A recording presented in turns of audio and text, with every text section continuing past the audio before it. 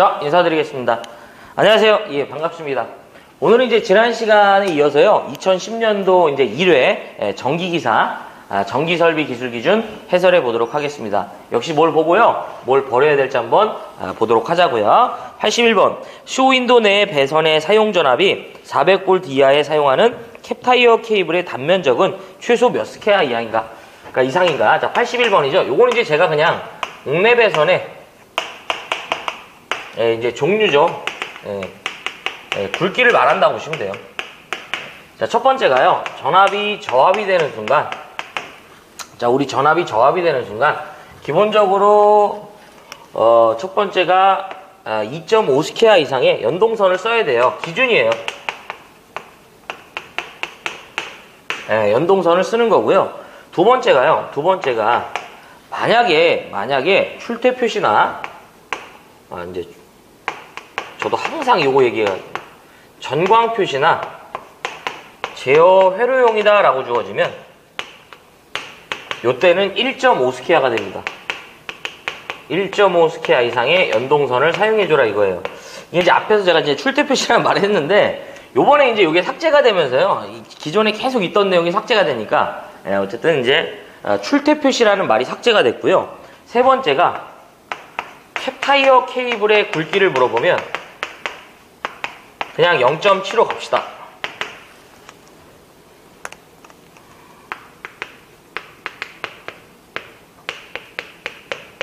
예, 그 다음에 두 번째가 고압인 경우 최소 전선의 굵기는 6 스퀘어가 돼요.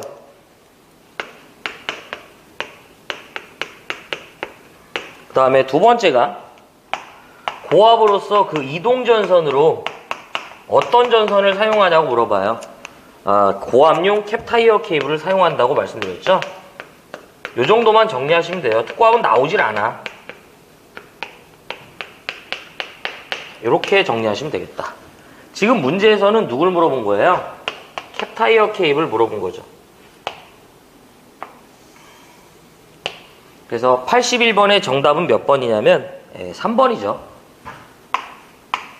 이렇게. 자, 다음 82번. 터널 내에 3300V 전선로를 케이블 공사로 시행코자 한다. 케이블을 조형제의 옆면 또는 아래면에 따라 붙일 때 케이블의 지지정한 거리는 몇 메타 이하로 하는가? 자, 82번이죠. 82번. 케이블 공사가 돼요.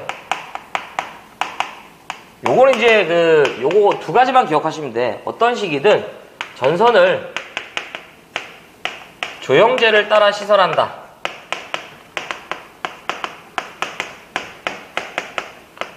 자, 이 말이 있으면 무조건 2m 이하마다 지지해요. 케이블 새들이라는 게 있고요.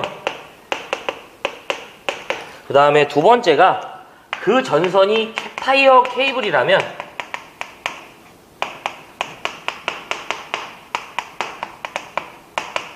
(1m가) 돼요.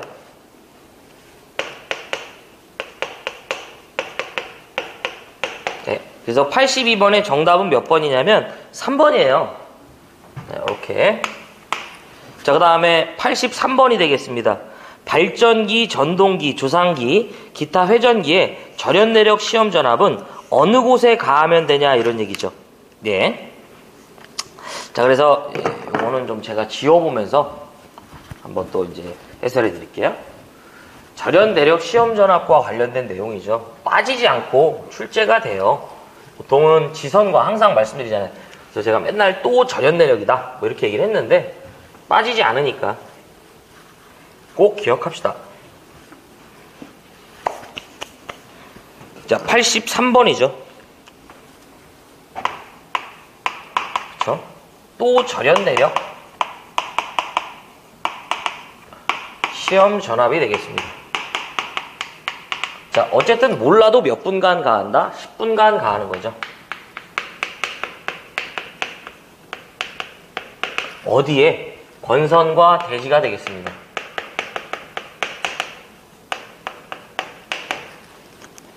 자, 그래서 요거 외울 때 어떻게 외우는 거예요? 비, 그 다음에 접, 그 다음에 다, 그 다음에 직, 요렇게 기억하는 거죠. 비는 뭐예요? 중성점 비접지식을 말하죠.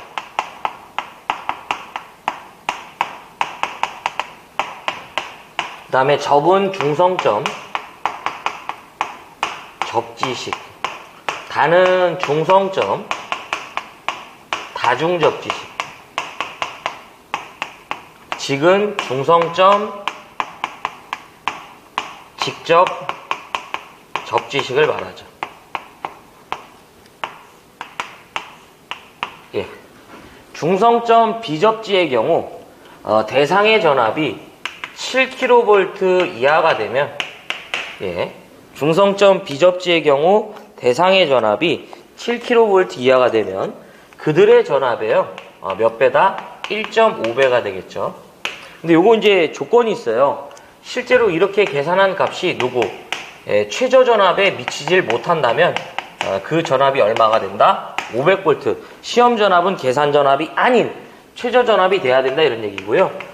만약에 그들이 7kV를 초과한다면 그들의 전압의 몇 배가 된다? 1.25배가 되는 거죠. 이거 이제 다 노란색으로 했으니까 둘 다 맞출게요. 자, 최저 전압이 얘는 똑같이 얼마가 있냐면 1500V의 최저 전압이 존재하고요. 중성점 접지식에는 그냥 대상의 전압의 1.1배가 돼요. 최저 전압이 75000이 있어요.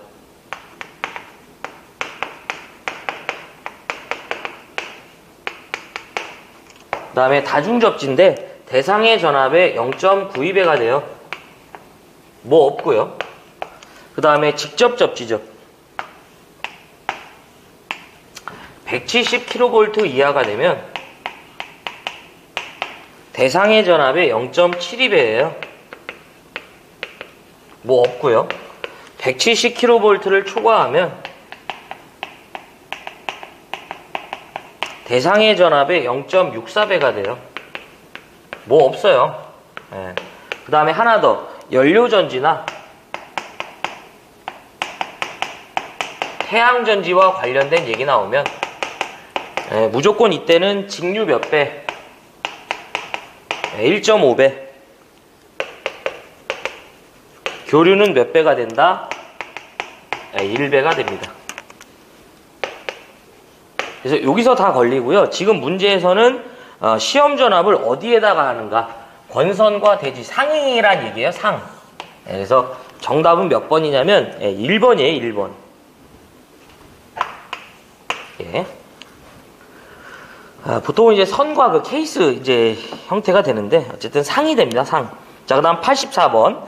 사용 전압이 20kV인 변전소에 울타리 담등을 시설하고자 할 때 울타리 담등의 높이인데요. 이 문제는 조심해야 돼요. 자, 일단 지워보겠습니다. 발 변전소에 울타리 담등의 시설 기준을 말하고요. 어디 부분을 조심해야 되냐면 이 울타리 담등의 시설에서는 꼭 울타리 담등의 높이를 물어보는 건지 울타리 담등의 높이와 충전부까지의 거리를 같이 물어본 건지를 봐야 돼요. 자, 84번은 발 변전소 울타리 내지 담등의 시설 기준을 말합니다. 첫 번째가요. 울타리 담등의 최소 높이를 말합니다. 울타리 담등의 이 높이는 얼마 이상이 돼야 된다? 2m 이상이 돼야 돼요. 두 번째가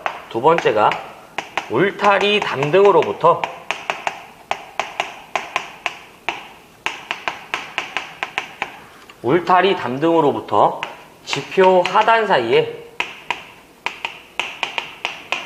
간격이 존재한다면 이 간격은 0.15m 이하가 돼요. 그러면 이게 무슨 얘기냐면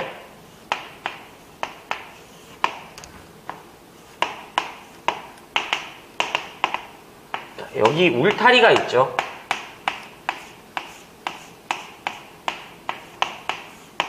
그렇죠? 여기 대지면을 기점으로 요들 사이에 간격이 존재한다면 15cm 0.15m 이하로 하란 얘기고요. 세 번째가 울타리 담등의 높이와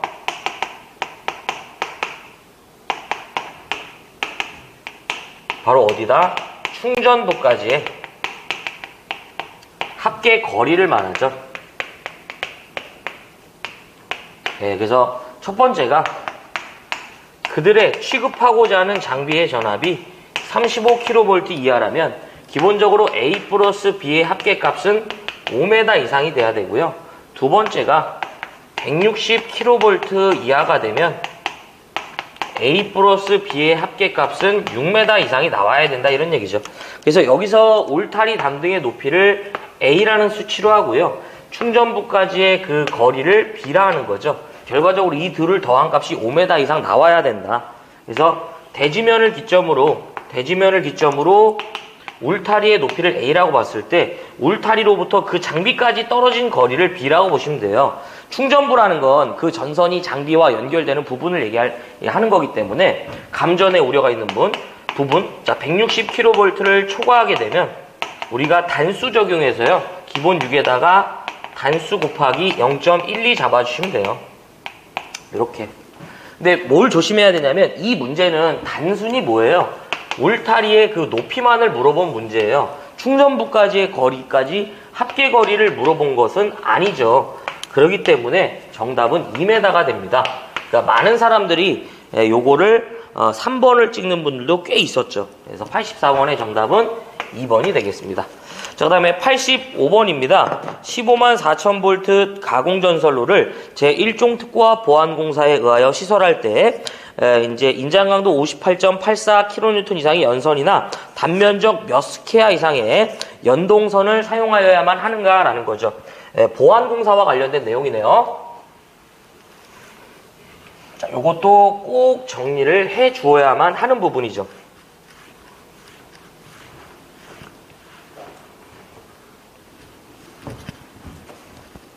자, 보안공사죠.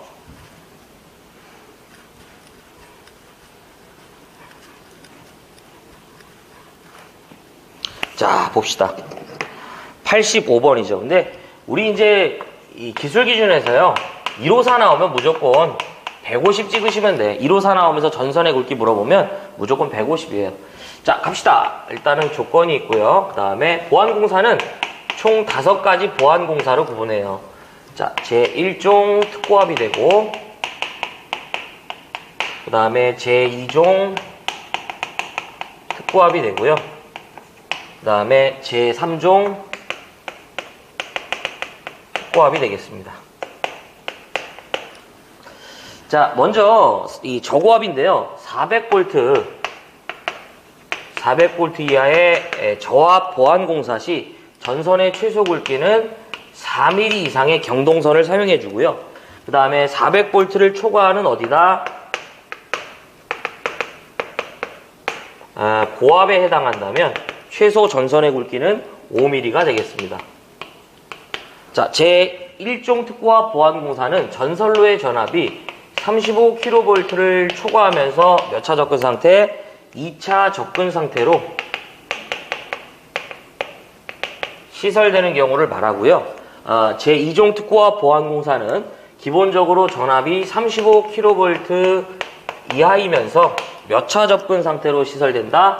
2차 접근 상태로 시설되는 경우에는 이제 2종 특고압 보안공사를 진행하고요. 전압의 크기가 없으면서 2차 접근 상태라고 나와도 2종 특고압 보안공사니까 기억 좀 해주시고, 요 놈은 목주의 안전율도 좀 별도로 기억을 하셔야 돼요. 목주의 안전율은 2가 되겠습니다.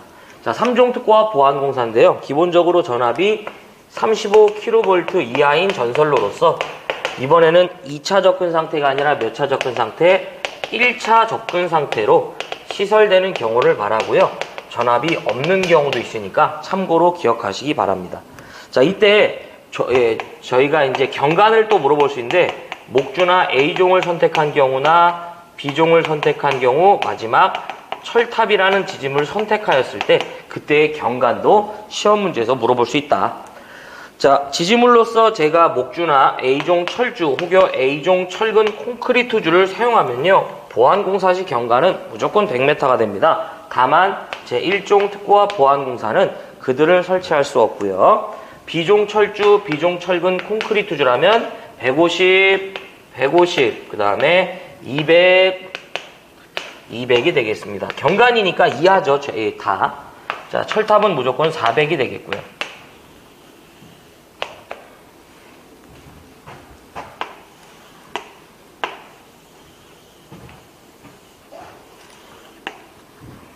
자, 요렇게 뼈다구를 완성하면 요러한 표가 저희가 완성이 되네요.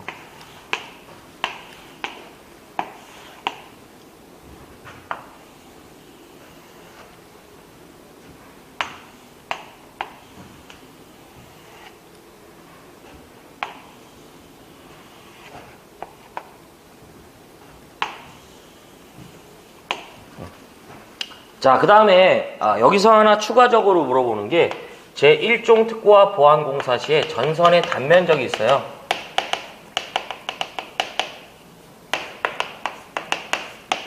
자, 요때는 기본적으로 전압이 100kV 미만이라면 55스퀘어가 되고요. 300kV 미만이에요. 요때는 150. 그 다음에 300kV 이상이 됩니다. 이때는 200스퀘어가 되겠습니다. 그래서 요거 물어본 거예요. 네. 그래서 정답은 얼마다? 150이다. 이런 얘기죠. 이렇게. 자, 그 다음에 86번 보자. 빙설이 많은 지방에 특고압 가공전선 주위에 부착되는 그 이제 빙설의 두께와 비중이에요. 요거 이제 을종 풍압하중을 적용할 수 있는 그 범위를 물어본 건데요. 요건 제가 한번 좀 정리를 좀 해볼게요. 풍압하중에 대해서. 요 문제랑 이제 95번을 한번 연계해서 한번 설명해 보겠습니다.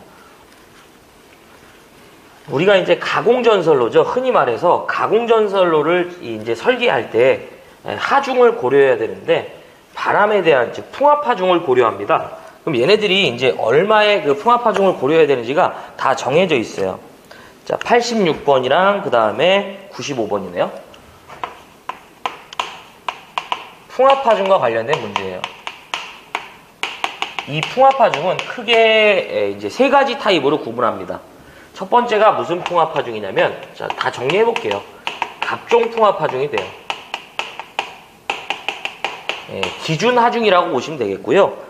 고온 지방에서 이제 적용된다고 보시면 돼.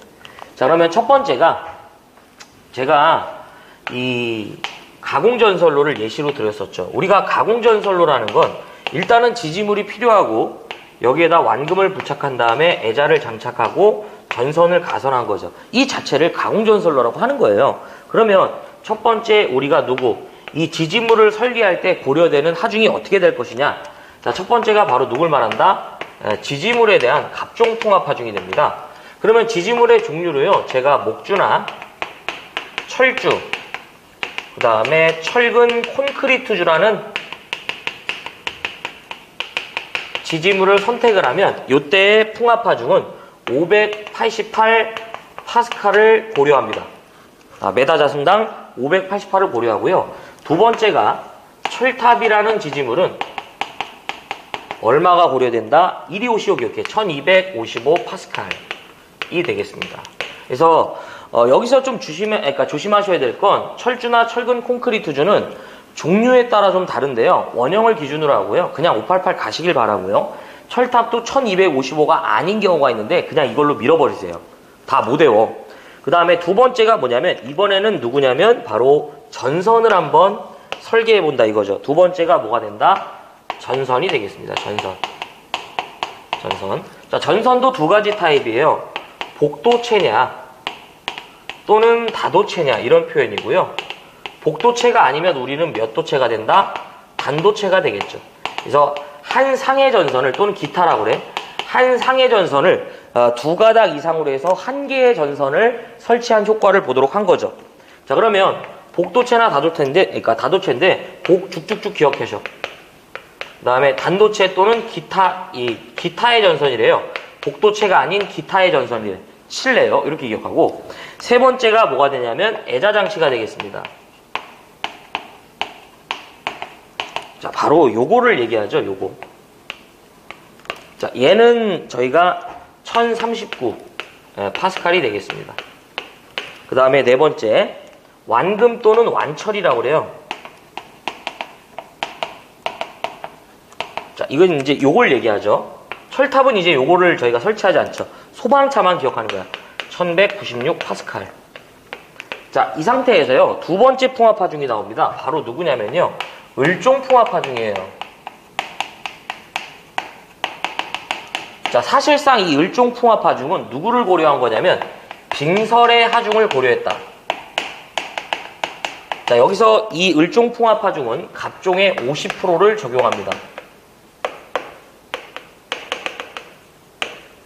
이 하중은 눈이 많이 오는 지방에서 이제 적용을 하는 건데요. 문제는 뭐냐면 여기서 과연 눈으로 인해서 추가적인 하중을 받는 놈이 누구냐면 전선이죠. 얘네들은 눈이 쌓여봐야 얼마 돼도 안 해. 그래서 이 조건이 있다. 두께 몇 미리, 무조건 눈이 많이 온다고 해서 적용하는 건 아니에요. 두께 6mm,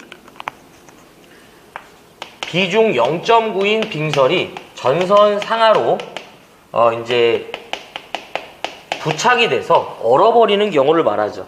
그래서 전선이 있고요. 두께가 얼마? 6mm가 돼요. 자, 상하니까 이렇게, 그렇죠? 이 비중 0.9인 빙설이요, 전선에 부착돼서 얼은 경우, 이러한 경우에는 저희가 어떻게 한다? 을종 풍합하중을 적용할 수 있죠. 이게 왜 문제가 되냐면 이게 마이너스 2도에서 2도가 되는 순간요, 주위 온도가 이 다 탈락합니다. 이거 다 탈락한다고요. 그러면 얘가 눌려져 있다가 어떻게 돼요? 다시 도약을 하겠네. 그쵸? 예, 전선의 진동이 이제 발생이 하는 거죠. 저걸 도약이라고 그래. 전선의 도약. 자, 그 다음에 세 번째가 병종풍합하중이 되겠습니다.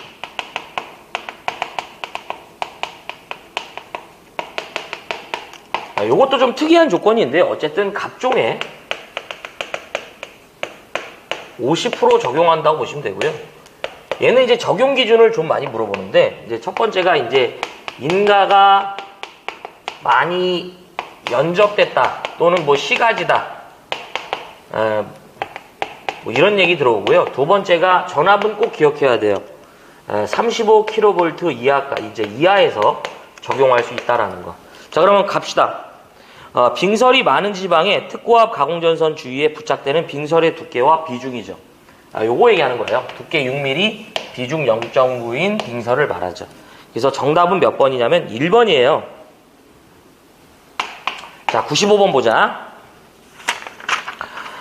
거기 보시면은 가공전선로에 사용되는 특고압 전선로의 애자장치의 갑종풍합하중이죠. 지금 무슨 풍합하중이다? 갑종풍합하중으로서 누굴 말한다? 애자장치를 말하고 있습니다. 얼마? 1039가 되겠습니다. 그래서 정답은 몇 번이냐면 바로 4번이에요. 이렇게. 자, 그 다음에 87번이죠. 금속 덕트. 예. 자, 87번 금속 덕트. 풍합하중은 요 정도만 정리하시면 돼요. 근래에 조금 특이한 게 나오긴 하는데 그런 거는 좀 일반적인 스타일이 아니기 때문에 금속 덕트가 되죠. 요건 두 가지 정도만 기억하시면 됩니다.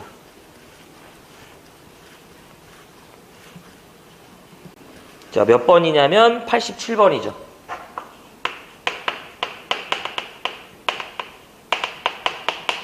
자, 금속 덕트 공사인데요. 일단은 여기서 먼저 하나 봐야 될 건요, 접지를 합니다. 자, 첫 번째가 지지점 간의 거리라고 할게요. 자, 요거 근데 조형제를 따라 붙이는 건데 요거 하나만 기억하시면 돼. 지지점 간의 거리는 3m 이하마다 지지합니다. 또 하나가 두 번째가 이 덕트 내에 넣는 전선의 단면적을 얘기하는데요. 전선의 단면적은 덕트 내부 단면적의 몇 프로 이하가 돼야 된다? 20% 이하가 돼야 돼요. 전광 표시나 원래 출퇴 표시가 들어갔거든요. 근데 그게 빠지면서 전광 표시나 제어 회로용이다, 요렇게 주어지면 얘가 얼마가 된다? 50% 이하가 됩니다. 요렇게. 요 정도만 기억하시면 됩니다. 갑시다. 자, 1번. 옳지 않은 거죠. 금속 덕트 내에 넣는 이제 이 전선의 단면적의 합계는 덕트 내부 단면적의 20% 이하. 맞죠? 맞는 얘기야. 자, 그 다음에 2번. 덕트 상호간은 견고하고 안전하게 접속한다. 일단은 확실히 봐도 이제 누가 봐도 맞는 말인 것 같은데 일단 보자. 3번 덕트를 조형제를 따라 붙일 경우 지지정한 거리는 아니지. 너무 멀어. 3m 이하예요.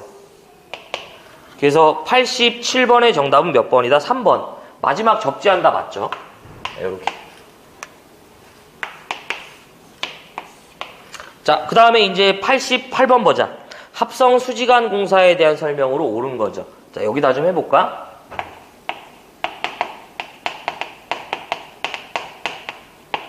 자, 합성 수지관 공사인데요. 이건 4가지 정도만 기억하면 돼. 첫 번째가요.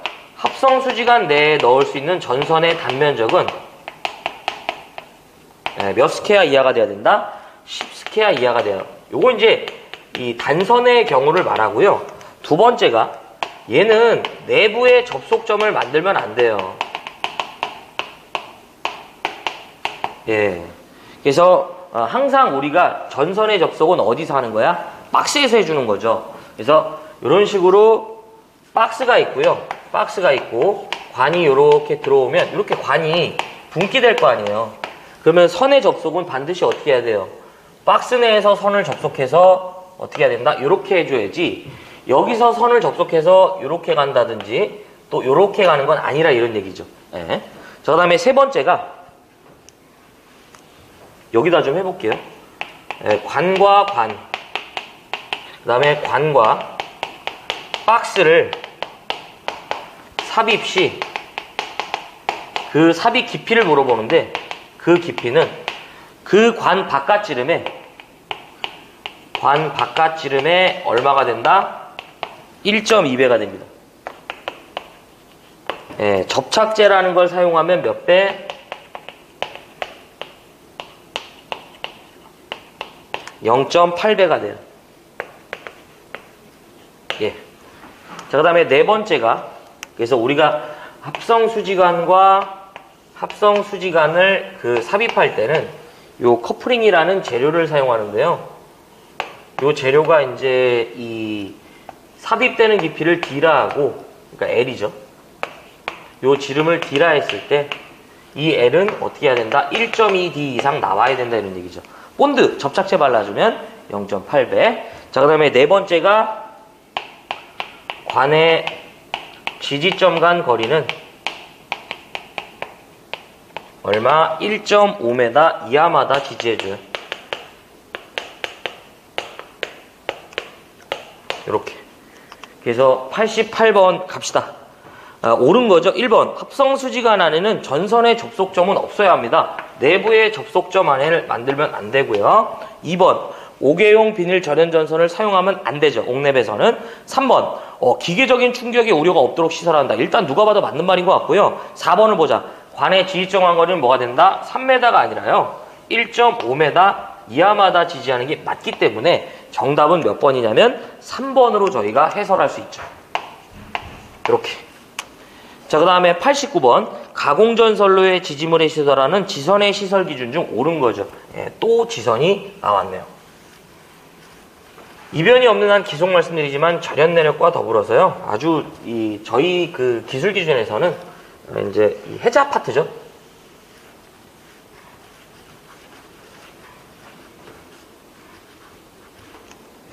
(89번이죠) 예, 지선의 시설입니다. 또죠. 네, 또 나왔어. 자, 어쨌든 지선은요, 지지물이 아닙니다. 이것도 물어봐. 자, 또 하나가 누구? 이 철탑이라는 이제 지지물은 지선을 사용해서 그 강도를 분담하지 않죠. 예. 자, 첫 번째가 지선의 안전율은 최소 얼마 이상이어야 된다? 2.5 이상이어야 돼요. 두 번째가 허용 최저 임장 하중은 얼마가 되냐면 4.31 kN 이상의 것이어야 되고요. 세 번째가 소선수는 몇 가닥 이상이 돼야 된다? 바로 3가닥 이상이 돼야 되고요. 네 번째가 소선의 지름은 2.6mm 이상이 되고요. 다섯 번째가 부득이하게 지선이 도로를 횡단 시 그 높이는 얼마? 5m 이상이고요. 그들이 이제 교통의 우려, 이제 지장의 우려가 없는 조건에 한한다면 4.5가 되겠습니다. 자, 그러면 문제에서 이제 뭘 물어봤냐면, 이제 옳은 거예요. 1번. 벌써 오르네. 지선의 안전율은 2.5죠. 이미 몇 번이냐면 1번이라는 걸 알 수 있죠. 자, 이렇게. 어이구, 떨어졌다. 잠시만. 자, 그 다음에, 2번. 소선은 이제 4조가 아니라 이제 3조고요. 그 다음에 이제 세 번째. 지중 부분은 이제 여기 30cm고요. 4번은 이제 도로를 횡단할 때 5죠. 그래서 이미 어차피 1번이 옳다라는 걸 알기 때문에. 자, 그렇습니다. 자, 넘어가 볼게요. 자, 그 다음에 90번. 가공전선로의 지지물에 시설하는 통신선과 가공전선 사이의 이격거리를 물어봤네요. 네. 첨가통신선에 대한 내용이에요. 자, 90번이죠. 첨가통신선의 첨가통신선의 이격거리다. 자, 그러면 첨가통신선은 뭐냐면요.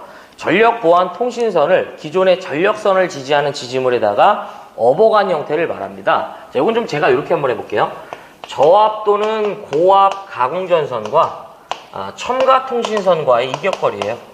자, 이때는 기본적으로 어떻게 하는 거냐면 0.6m 이상만 이격시켜주면 큰 문제가 없다라고 합니다. 자, 이번에는 특고압 가공전선과 첨가통신선과의 이격거리를 말하고요. 이때는 여기에 2배를 해준 1.2m 이상을 이격시켜주면 큰 문제가 없다. 이 문제는 사실 여기가 좀 짜증나요. 좀 까다롭다 이런 얘기죠. 22,900V 가공전선과 그 다음에 22,900V 중성선과의 이격거리를 물어봅니다. 중성선과 바로 누굴 말한다? 첨가통신선 간의 이격거리를 말하는 거예요. 자, 그러면 22,900V 가공전선과 첨가통신선은 0.75m 이상이 되고요. 22,900V 중성선은요, 여러분들 저희가 저압전선으로 취급합니다. 그래서 똑같이 얼마가 된다? 저압전선과 같은 0.6m가 돼요. 그러면 여기서 말하는 가공전선과 첨가통신, 이제 이 중성선은 뭐냐? 22,900V는 3상 4선식입니다. 배전 방식이죠.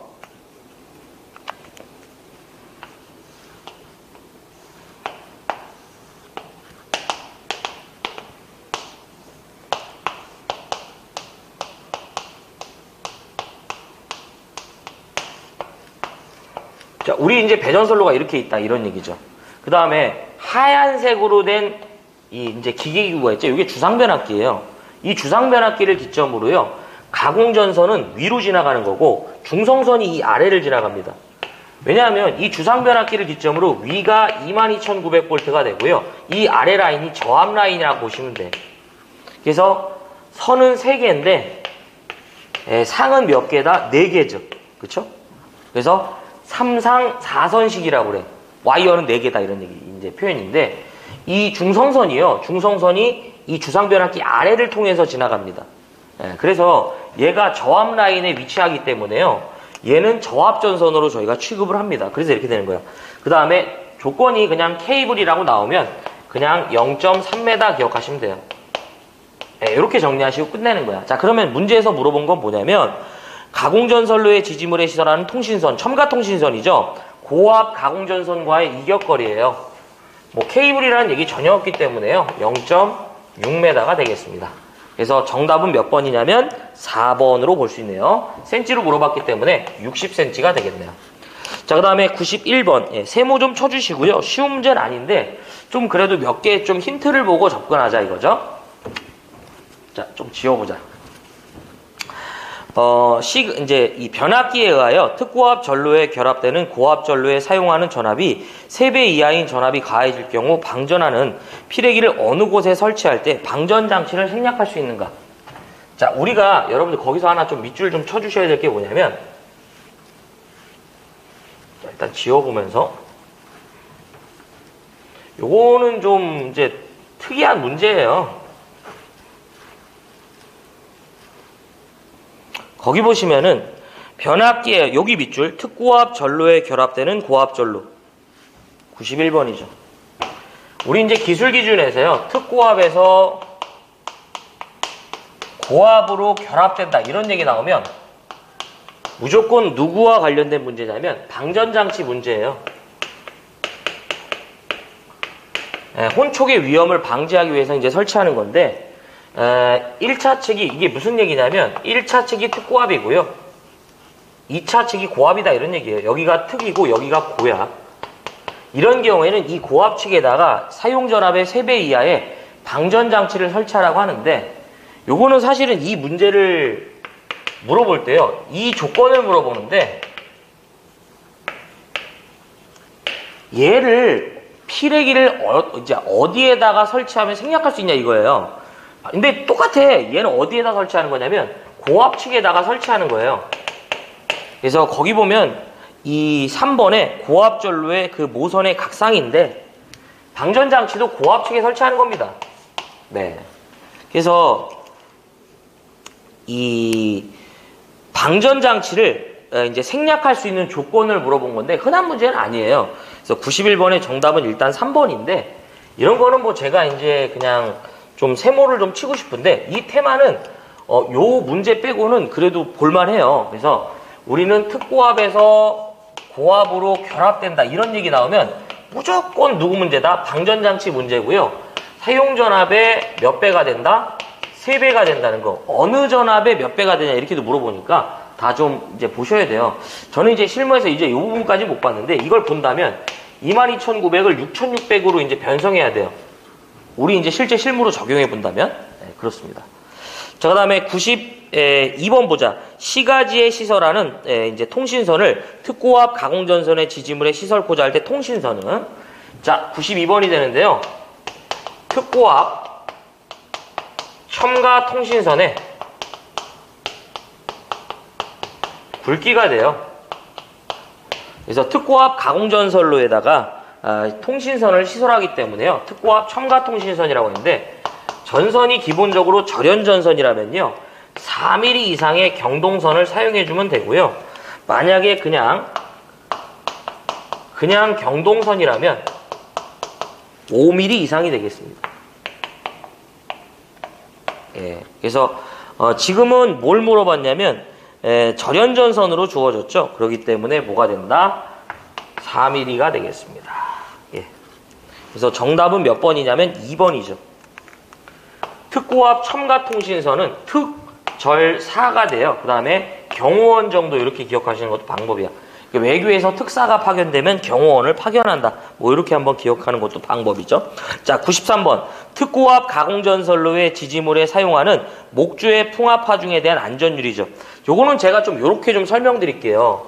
93번은 가공전선 지지용 목주의 안전율이다. 이렇게 보시면 좋아요. 자, 여기다 더불어서요, 요 테마를 기억하면서 요거는 국민학교 또는 초등학교를 기억하시면 좋아요. 국민학교 또는 초등학교.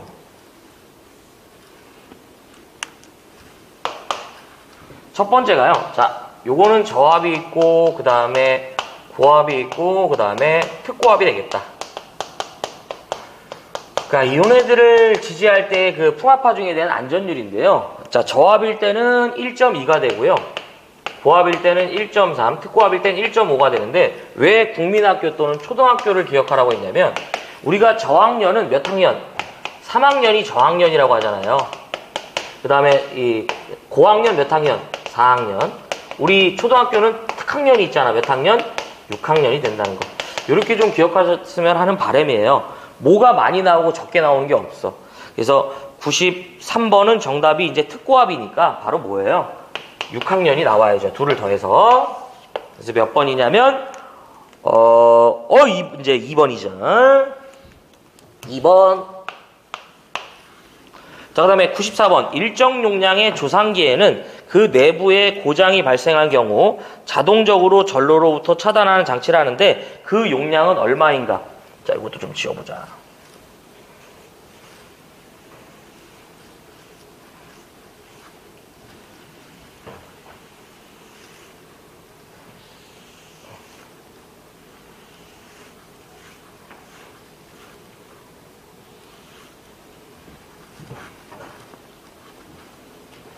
자, 94번이죠. 94번. 94번은 조상설비 보호장치가 돼요. 첫 번째가 무효전력을 조절하죠. 저희가 조상설비로서 전력용 콘덴서나 볼로 리액터는 그 기준이 같습니다.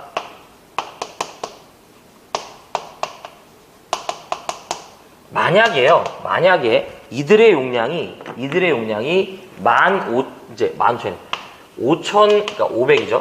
500 kVA 넘고 15,000 kVA 미만이라면 얘네들은요, 내부 고장이 발생했을 경우나 과전류가 발생했을 때 얘네들을 지켜주는 장치를 해야 된다, 이런 얘기고요. 만약에 그 용량이 15,000 kVA 이상이 된다면 이제는 내부 고장이랑 과전류는 기본적으로 깔고 있고요. 여기에다가 추가적으로 과전압까지 보호를 해줄 수 있는 대책을 갖고 있어야 한다, 이런 얘기예요. 그래서 보통 비율차동 OCR, OVR 또는 차전압 뭐 이런 게 있는데, 두 번째가 동기조상기가 돼요. 동기조상기. 이 동기조상기는 그 용량이 15,000 kVA 이상이 되는 순간 반드시 내부 고장이 발생했을 때 이 내부 고장 사고에 대해서 동기조상기를 보호해 줄 수 있는 대책을 요구하더라. 지금 문제는 뭐냐면 조상기를 말하고 있고요. 내부 고장에 대해서 보호해 주어야만 하는 그 조상기의 용량 몇 번이다? 1번이죠. 네. 자, 그 다음에 95번은 아까 했죠. 95번. 네. 특고압 가공전선로의 그 애자장치의 강도. 제가 이제 86번 하면서 말씀드렸고요. 96번. 이 주는 문제입니다. 96번. 거기 보시면은 백열전등 또는 방전등에 의해 부속하는 전선에 이제 이 사람이 접촉할 우려가 없는 경우 대지전압. 뭐 더 설명할 게 없어, 이거는. 이 테마는. 우리 대지전압은 몇 볼트 이하냐고 물어보면 무조건 얼마다? 300이 정답이에요. 그냥 최대값 자체를 물어봤으니까 300 이하니까 300까지죠. 정답은 몇 번이냐면 3번이고요. 자, 그 다음에 마지막 97번이 되네요. 사용전압이 1호사인 가공송전선을 시설할 때 이제 전선과 식물과의 이격거리는 일반적으로 몇 메타 이상으로 하여야만 하는가? 네, 이거 좀 제가 지워볼게요. 이것도 제가 이제 그림으로 좀 설명을 드리겠습니다. 가공전선과 식물 내지 숭옥과의 접근 시 이격거리가 되겠다 라는 얘기죠. 자, 그러면 97번이죠. 97번.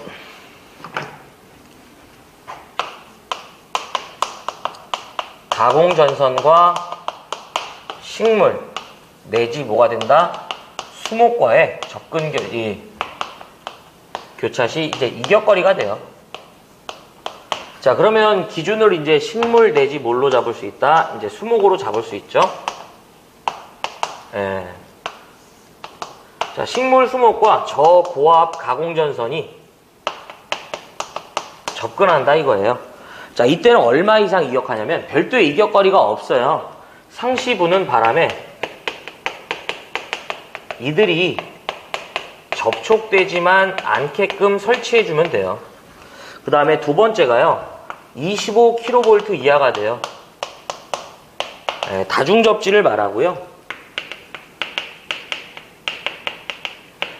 자, 25kV 이하의 다중접지의 특고압 가공전선과 식물 내지 수목과 접근 시의 이격거리는 기본적으로 1.5m 이상을 이격시켜주면 돼요. 다만 전선이 절연전선 내지 케이블이다라는 얘기가 주어지면 역시 뭐가 된다? 상시 부는 바람에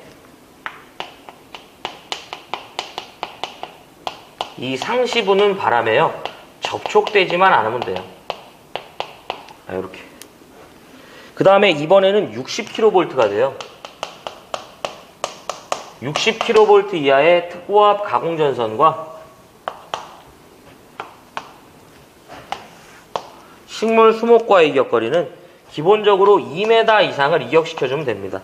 그러면 이제 60kV를 초과하는 경우에는요, 기본적으로 2m에다가 우리가 단수 적용해갖고 계산해줬죠.